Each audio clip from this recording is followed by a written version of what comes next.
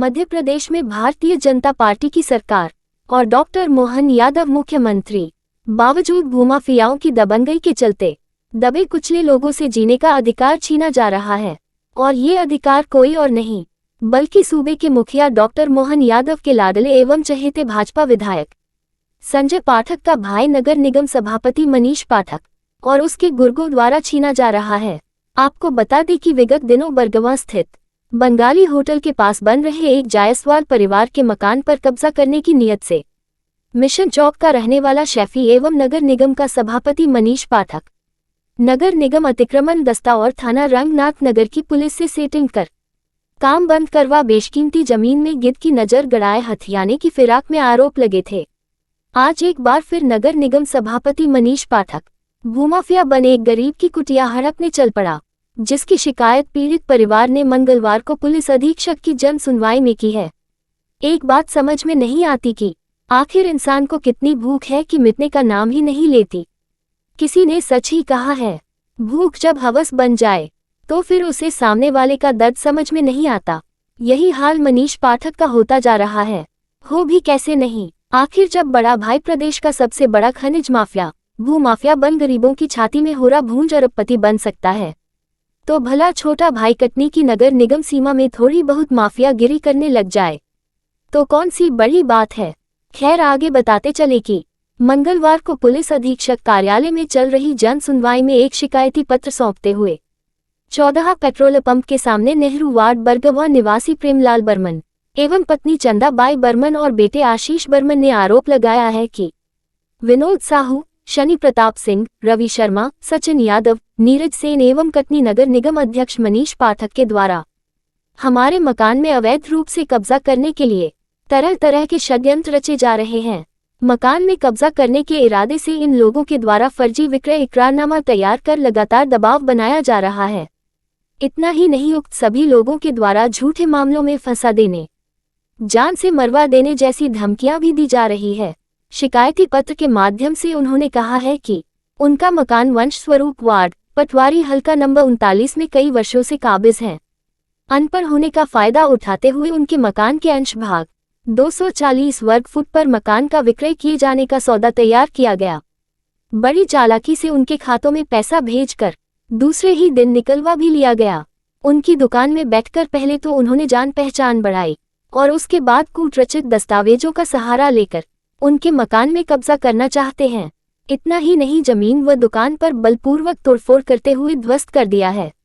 उन्होंने शिकायती पत्र के माध्यम से कहा कि 18 जनवरी 2025 को तैयार किया गया दस्तावेज, जिसमें न तो उनका मकान नंबर दर्ज है और न ही खसरा नंबर, सौदे की रकम में से 3,51,000 रुपये नकद देना बताया गया है, जबकि उन्हें दिया ही नहीं गया।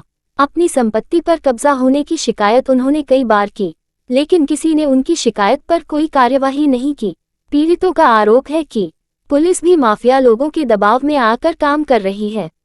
अब देखना होगा कि सरकार द्वारा चलाई जा रही जन सुनवाई में कितनी सुनवाई होगी, या फिर जन सुनवाई के नाम पर शिकायती पत्रों को कचरे के डिब्बे में डाल दिया जाएगा और इसी तरह गरीब जनता माफियाओं की शिकार होती रहेगी। ब्यूरो रिपोर्ट, जन आवाज। वंशरूप वार्ड में रहता हूँ, पेट्रोल पंप के सामने। वहाँ पे विनोद साहू मेरे पिताजी के 420 करके मेरे पिताजी के अकाउंट में पैसा डलवा देते रहे और निकलवा लेते रहे। उसी के चक्कर फ्रॉडगिरी करते हुए 14-15 लाख रुपए बना दिया गया।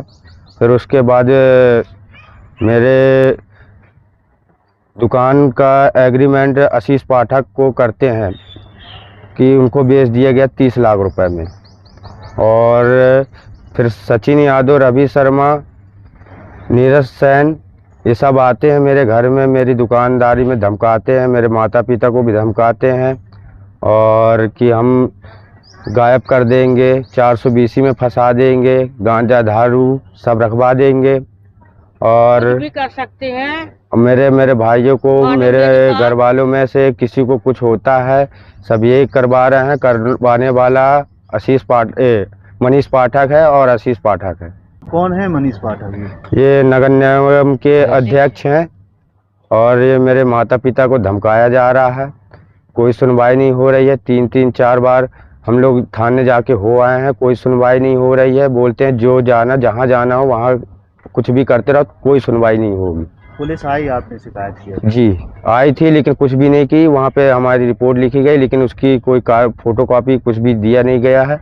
कथन लिखवा लेते हैं, फिर उसके बाद से कोई जानकारी नहीं, न थाने से फ़ोन आता कि क्या चाहते हैं अभी आप लोग? हम ये चाहते हैं कि हमारी दुकान तोड़ दी गई है। अब हमारे पास किराए के मकान में रहते हैं। अब हमारे पास कुछ रहने के लिए कोई जगह नहीं है। हमारी दुकानदारी सब बंद है, हम बेरोजगार हो चुके हैं।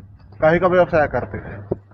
रॉयल कार वॉशिंग पॉइंट रही दुकान है, हम उसी को चलाते रहे, अपना घर परिवार उसी से चलाते थे। क्या नाम है आपका? आशीष बर्मन नाम है। कहाँ रहते हो आप?